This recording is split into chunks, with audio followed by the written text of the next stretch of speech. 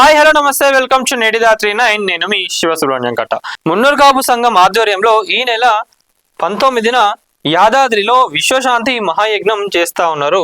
ఏదంటే మన మున్నూరు కాపు సంఘం ఆధ్వర్యంలో మరి దానికి సంబంధించి ఒక్కసారి మనం డీటెయిల్స్ చూద్దాం. ప్లస్ అట్లనే యాదాద్రి క్షేత్ర చరిత్ర కూడా ఒక్కసారి మనం ఈ వీడియోలో చూసేద్దాం. ప్రతి ఒక్కరు కూడా వీడియో ఇస్తున్న వాళ్ళు ఎవరైతే ఉన్నారో ప్రతి ఒక్కరు వీడియోని లైక్ చేయండి, షేర్ చేయండి, అలాగే కామెంట్ కూడా చేయండి.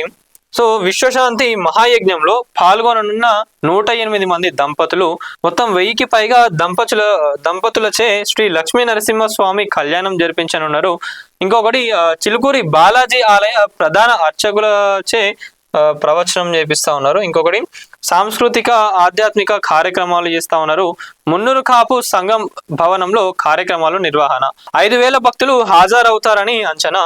సో ఇక మధ్యాహ్నం రాత్రి అన్నప్రసాద వితరణ. సో భక్తులందరికీ కూడా నిర్వాహకుల ఆహ్వానం ఏందనేది ఒక్కసారి చూసేద్దాం.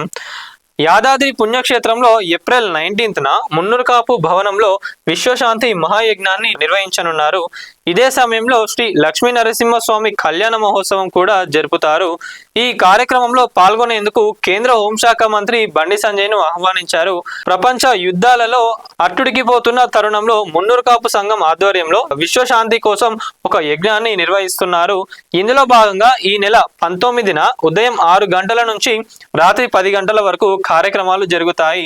వీటిలో అతి ముఖ్యమైనవి 108 దంపతులతో శ్రీ సుదర్శన నరసింహ విశ్వశాంతి మహాయజ్ఞం, అట్లనే మొత్తం 1000కి పైగా దంపతులతో నిర్వహించే శ్రీ లక్ష్మీ నరసింహస్వామి కళ్యాణోత్సవం. ఈ సందర్భంగా చిలుకూరు బాలాజీ ఆలయ ప్రధాన అర్చకులు శ్రీ సిఎస్ రంగరాజన్ తన ప్రవచనాన్ని వినిపిస్తారు.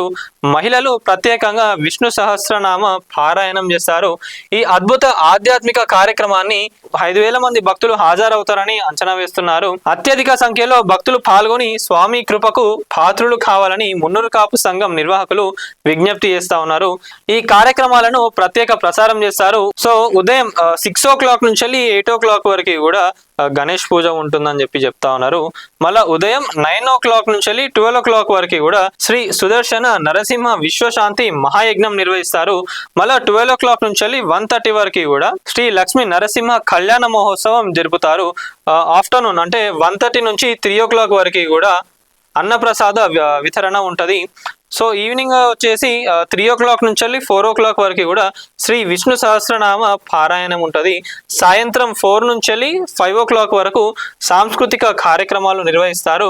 ఇక రాత్రి వచ్చేసి నైట్ 7 o'clock నుంచి 8:30 వరకు కూడా ఆధ్యాత్మిక ప్రసంగాలు ఉంటాయి. మళ్ళా నైట్ 8:30 నుంచి 10 o'clock వరకు కూడా సాంస్కృతిక కార్యక్రమాలు, అన్నప్రసాదాలు ఇవన్నీ కూడా ఉంటుందని చెప్పి నిర్వాహకులు చెప్తా ఉన్నారు.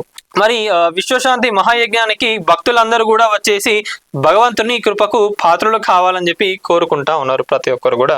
సో దీనికి సంబంధించి ఫుల్ డీటెయిల్స్ కూడా డిస్క్రిప్షన్ ఏదైతే ఉందో నేను అదంతా కూడా యూట్యూబ్లో కింద డిస్క్రిప్షన్లో మెన్షన్ చేస్తా ఉన్నా.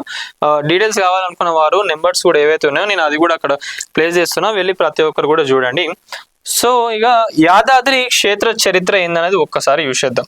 యాదాద్రి లక్ష్మీ నరసింహస్వామి ఆలయం తెలంగాణలో పురాతన పుణ్యక్షేత్రం. ఇది శ్రీ మహావిష్ణువు అవతారమైన లక్ష్మీ నరసింహస్వామి కొలువైన క్షేత్రం. పురాణ కథనం ప్రకారం యాద మహర్షి ఇక్కడ గుహలో తపస్సు చేయగా అందుకోసం సంతోషించిన లక్ష్మీ నరసింహస్వామి 5 రూపాలలో ఆయనకు దర్శనమిచ్చారు. అందువల్ల ఈ క్షేత్రాన్ని పంచ నారసింహ క్షేత్రం అని కూడా పిలుస్తారు. బీఆర్ఎస్ అధినేత కేసీఆర్ ముఖ్యమంత్రిగా ఉండగా చిన్నజీయర్ స్వామి మార్గదర్శకత్వంలో ఈ ఆలయాన్ని పూర్తి రాతితోనే పునర్నిర్మించారు. మరి ఇక పురాణ కథనం ప్రకారం త్రేతాయుగంలో వృషశృంగ మహర్షి కుమారుడైన యాద ఋషి కొండపైన ఉన్న గృహలో నరసింహస్వామి కోసం దీర్ఘకాలం తపస్సు చేశారు. ఆయన తపోదీక్షకు సంతసించిన స్వామి జ్వాల, గండబేరుండ, యోగానంద, ఉగ్ర, లక్ష్మీ నరసింహస్వామి రూపాల్లో ఆయనకు దర్శనమిచ్చారు. జ్వాలా నరసింహస్వామి సర్ప రూపంలో, యోగానంద నరసింహుడు ధ్యాన ముద్రలో, గండబేరుండ నరసింహుడు పక్షి రూపంలో, ఉగ్ర నరసింహుడు హిరణ్యకశిపుడిని సంహరించిన రూపంలో, లక్ష్మీ నరసింహుడు శాంతమూర్తి మహాలక్ష్మితో కలిసి దర్శనమిస్తారు. ఇక్కడ స్వామి స్వయంభు గృహలో స్వయంగా వెలిశారు. యాద మహర్షి తపస్సు చేసినందువల్ల ఈ కొండకు యాదగిరి గుట్ట అని పేరు వచ్చింది. ఈ ఆలయ మూలాలు స్కంద పురాణంలో కనిపిస్తాయి. ఆలయ శిఖరంపై బంగారు సుదర్శన చక్రం అమర్చబడి ఉంటుంది. ఇది భక్తులకు మార్గ నిర్దేశం చేస్తుందని, కొన్నిసార్లు దానంతటా అదే తిరుగుతుందని నమ్ముతారు. 2014 తర్వాత ఉక్కు వాడకుండా సాంప్రదాయ పద్ధతులను అనుసరించి ఆలయాన్ని ఒక భారీ రాతి కట్టడంగా నిర్మించారు. ఈ ఆలయం యాదాద్రి భువనగిరి జిల్లాలో హైదరాబాద్ నగరానికి 60 కిలోమీటర్ల దూరంలో ఉంది.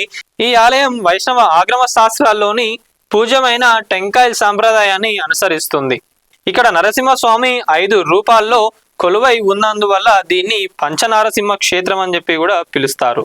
సో ఇక దీని తర్వాత 15వ శతాబ్దంలో విజయనగర చక్రవర్తి శ్రీకృష్ణ దేవరాయలు ఈ దేవాలయాన్ని సందర్శించి అభివృద్ధి చేసినట్లు కూడా చరిత్ర చెప్తుంది.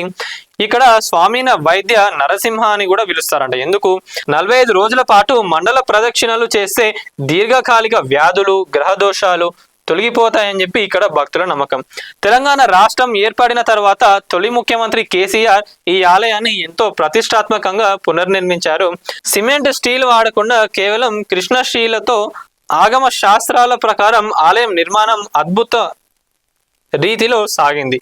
గర్భాలయ విమాన గోపురానికి పెద్ద ఎత్తున బంగారు తాపడం చేశారు. ఇది మన యాదాద్రి టెంపుల్ ఏదైతే ఉందో దాని చరిత్ర. మరి మొత్తానికైతే ఏప్రిల్ 19 డేట్ అందరు ఫిక్స్ చేసుకుని ఎవరు కూడా మర్చిపోకండి. మున్నూరు కాపు సంఘం ఆధ్వర్యంలో అయితే మొత్తం విశ్వశాంతి మహాయజ్ఞం నిర్వహిస్తా ఉన్నారు. బండి సంజయ్ గారిని కూడా పిలవడం జరిగినది. సో దీనికి సంబంధించిన డీటెయిల్స్ కూడా నేను ఇంగ్లీష్ అండ్ తెలుగులో కూడా మొత్తం మీకు డిస్క్రిప్షన్ లో పెడుతున్నాను. సంబంధించిన కాంటాక్ట్ డీటెయిల్స్ కూడా డిస్క్రిప్షన్ లో పెడుతున్నాను. ఇంకేమైనా డీటెయిల్స్ తెలుసుకోవాలి అనుకుంటే మీరు వాళ్ళకు డైరెక్ట్ కాల్ చేసి కూడా అడగచ్చు. వీడియో చూస్తున్న వాళ్ళు ఎవరైతే ఉన్నారో ప్రతి ఒక్కరు వీడియోని లైక్ చేయండి, షేర్ చేయండి, అలాగే కామెంట్ కూడా చేయండి.